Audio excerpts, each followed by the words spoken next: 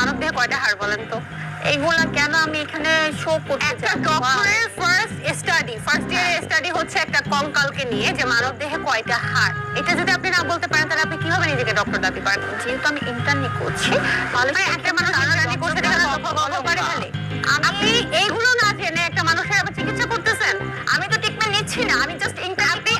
আমরা দেখিনি, আমরা টিকটকে দেখেছি না আপনি ঢাকা মেডিকেলের মতো জায়গায় আপনি কিভাবে চেম্বারে ঢুকে যান, ঢুকে গিয়ে আপনি রোগীদের চিকিৎসা করতেছেন। তেমন কোনো চিকিৎসা জানেন ওয়ার্ডে হচ্ছে পুরুষ ওয়ার্ডে তারা চলে আসছে ভুল করে, তারা যাবে মহিলা ওয়ার্ডে। তারা আপনি পুরুষ ওয়ার্ডে বসেন, গাইনি ডিপার্টমেন্টের পুরুষ ওয়ার্ডে। হ্যাঁ, এখন আপনার কি চাওয়া? যেহেতু আমি এত কষ্ট করে পড়াশোনা করে এই পর্যন্ত আসছি, অনেক কিছু সেফটি বেস করে আজকে আমি এই পর্যন্ত আসছি, তো আমার যা হবার হয়েছে, আমার যা ক্ষতি হয়েছে, ঠিক আছে, এটা আমি মানছি।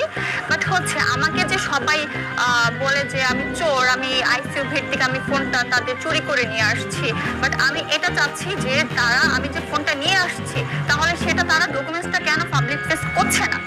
কি করছে না? পাবলিক ফেস কেন করছে না, শো করছে না ভিডিওটা কেন? তো আমি এতটুকুই বলতে চাচ্ছি যাতে আমাকে কেউ ভুল না বুঝুক, কারণ এখানে আমার পুরোটা কেরিয়ার জড়ায় আছে। আমার যদি ঢাকা মেডিকেলে যদি আমাকে নাও বসতে আমি বসবো না, প্রবলেম নাই। আপনি কি পারেন? শুধু টিকটকে পারেন? অ্যাকচুয়ালি টিকটক, আপনি আমার টিকটক দেখেছেন? আপনি আইসিইউর পাশে যে ইয়েটা করেছিলেন, বড় লোকের বেটি লম্বা লম্বা